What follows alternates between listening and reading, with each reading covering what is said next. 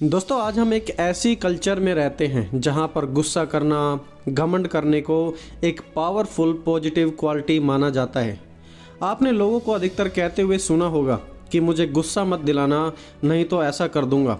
लोग गुस्से को अपनी कमजोरी नहीं बल्कि अपनी ताकत समझते हैं, और जो व्यक्ति माफ़ी मांग लेता है, प्रायश्चित करना चाहता है, उसे आज हमारी सोसाइटी में कमज़ोर समझा जाता है।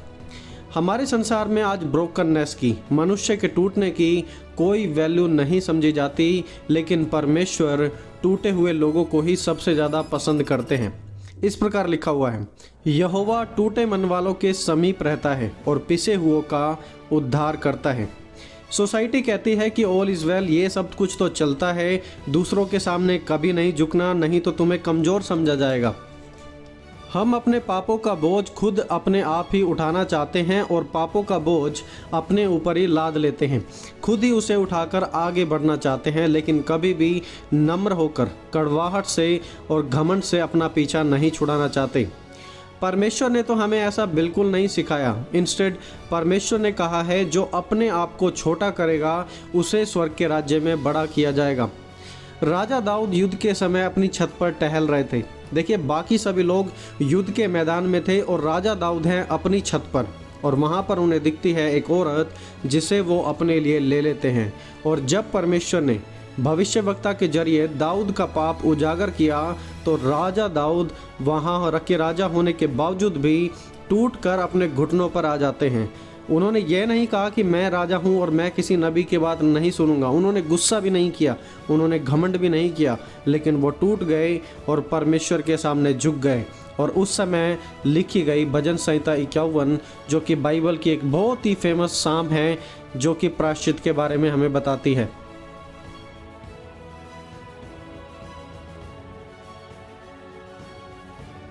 और भजन संहिता 51 में पहली बात राजा दाऊद लिखते हैं, उन्होंने लिखा कि पाप हमारी आत्मा को गंदा करता है। इस प्रकार लिखा है वहाँ पर, हे परमेश्वर, अपनी करुणा के अनुसार मुझ पर अनुग्रह कर, अपनी बड़ी दया के अनुसार मेरे अपराधों को मिटा दे, मुझे भली भांति धोकर मेरा अधर्म दूर कर और मेरा पाप छुड़ा कर मुझे शुद्ध कर। यहाँ पर इन 3 शब्दों पर ध्यान दें, मिटा दे, धो दे और शुद्ध कर दे।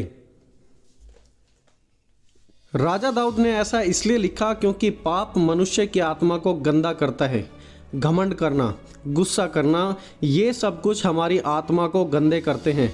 इंग्लिश में इस प्रकार लिखा है, blot out my since completely, मेरा सब कुछ, मेरे गुनाह को परमेश्वर मिटा दे। और एग्जैक्टली थे यही शब्द हिब्रू बाइबल में इस्तेमाल किए हुए जब परमेश्वर ने कहा था नूह के समय में कि अब अपराध बढ़ चुका है, therefore I will blot them out, I will wipe them out, यानी कि मैं सब कुछ मिटा देने वाला हूँ, क्योंकि नूह के समय में पाप बहुत ही ज़्यादा बढ़ चुका था। और जब राजा दाऊद टूट कर प्रार्थना कर रहे हैं, तो राजा दाऊद की यही प्रार्थना है कि ब्लॉट आउट माई सिंस, मेरे अपराध को मिटा दे। जैसे नूह के समय में पूरी सृष्टि मिट गई थी, वैसे ही परमेश्वर मेरे पापों को मिटा दे, मेरे पाप, मेरे जीवन में कुछ भी गंदगी बच ना जाए। और फिर कहते हैं, wash me thoroughly from my inequity, मुझे भली भांति धोकर मेरा अधर्म दूर कर। वॉशिंग थरोली, किसी चीज़ को पूरी रीति से धोना। जैसे कि कपड़े में, जब कपड़े में एक दाग लग जाए तो हम सिर्फ उसी दाग को नहीं धोते हैं, लेकिन हम पूरे के पूरे कपड़े को धोते हैं। एग्जैक्टली सेम प्रार्थना राजा दाऊद की है वहाँ पर कि वॉश मी थरोली, मुझे पूरे तरीके से धोकर शुद्ध कर दे। क्योंकि एक छोटे से पाप ने पूरे जीवन को दूषित कर दिया था। जब आदम और हव्वा ने पाप किया तो वहाँ पर उनके द्वारा अनेक पाप नहीं हुए थे, बल्कि सिर्फ एक ही पाप हुआ था, और उस एक ही पाप की सज़ा थी कि परमेश्वर ने उन्हें अदन के वाटिका से बाहर निकाल दिया था। जस्ट एक ही पाप के कारण इतनी बड़ी सज़ा वहाँ पर उन्हें भुगतनी पड़ी। दोस्तों, एक भी पाप चाहे एक ही क्यों ना हो, परमेश्वर की नज़र में वो बहुत ही ज़्यादा सीरियस है। और इसलिए जब राजा दाऊद ने पाप किया तो वो रो रो कर प्रायश्चित कर रहे थे और अपने आप को छोटा कर कर कह रहे थे कि हे प्रभु, हे परमेश्वर, तो मुझे धोकर शुद्ध कर दे।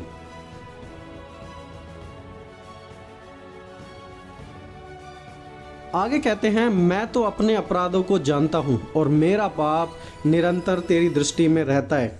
दोस्तों याद रखें इस बात को कि सिन क्रिएट्स पेनफुल मेमोरीज। पाप हमेशा हमारे जीवन में दर्दनाक चीज़ें को ही छोड़ता है। विश्वास ना हो तो उस महिला से पूछ लो जिसने कुछ महीने पहले अबॉर्शन कराया था कि कैसे वो आज उस बच्चे की मौत को अपने जीवन में याद करती है जब भी दूसरे के बच्चों को देखती है।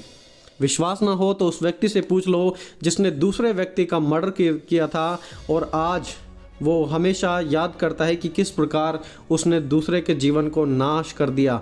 दोस्तों जब हम पाप करते हैं तो पाप हमारे जीवन में दर्दनाक यादें ही छोड़ता है, कुछ नया और अच्छा नहीं छोड़ता।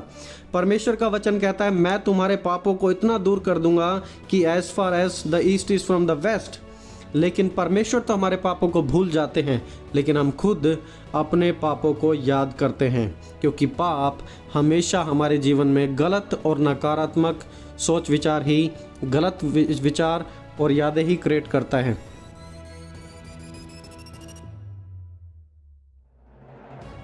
दोस्तों तीसरी बात, पाप हमारे जीवन से चैन और खुशी को छीन लेता है।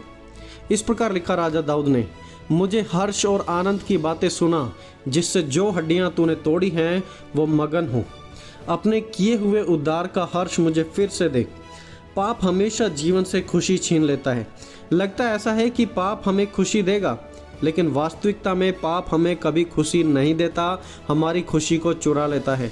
जब राजा दाऊद बैतशेबा को नहाते हुए देख रहे थे तो खुश थे, लेकिन अब जब पाप कर बैठे हैं तो अब वो खुशी नहीं रही। अब वो दुखी हैं, परेशान हैं और परमेश्वर के सामने गिड़गिड़ा रहे हैं। जब आप कोई पाप करते हैं तो सडनली होली स्पिरिट आपको बताएगा कि आपने गलत किया है और तब आपके जीवन में तुरंत उदासी छा जाएगी। आप कभी भी पाप को लेकर खुश नहीं होंगे। दोस्तों मैं आपको बताना चाहता हूँ और परमेश्वर का वचन भी इस बात की गारंटी देता है कि पाप हमारे जीवन में खुशी नहीं देता, बल्कि हमारे जीवन से खुशी को चुरा लेता है।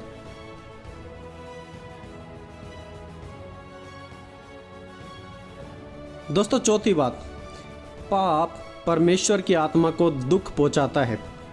देखिए राजा दाऊद की क्या प्रार्थना थी। उन्होंने कहा, अपना मुख मेरे पापों की ओर से फेर ले और मेरे सारे अपराधों को मिटा डाल। हे परमेश्वर, मेरे अंदर शुद्ध मन उत्पन्न कर और मेरे भीतर स्थिर आत्मा नए सिरे से उत्पन्न कर। मुझे अपने सामने से निकाल ना दे और अपने पवित्र आत्मा को मुझसे दूर ना कर। ध्यान दीजिए यहाँ पर कि मेरे भीतर स्थिर आत्मा नए सिरे से उत्पन्न कर और अपने पवित्र आत्मा को मुझसे अलग ना कर। दोस्तों पाप और पवित्रता का कोई मेल नहीं है। अगर आप बार बार पाप करते रहेंगे तो आपसे पवित्र आत्मा कभी खुश नहीं होगा, वरन आपसे दूर हो जाएगा।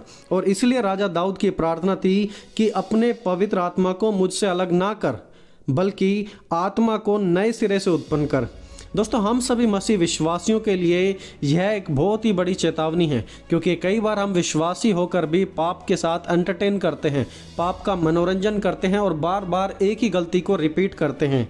अगर हम ऐसा करते रहेंगे तो शायद परमेश्वर का आत्मा आपसे दूर हो जाएगा और तब आपके जीवन में और भी ज़्यादा दुख होंगे। क्योंकि जब राजा दाऊद ने पाप किया तो उनकी यही प्रार्थना थी कि अपने पवित्र आत्मा को मुझसे दूर ना कर, क्योंकि आपका और मेरा पाप करना पवित्र आत्मा को ठेस पहुंचाता है। इसलिए पाप से बचें दोस्तों।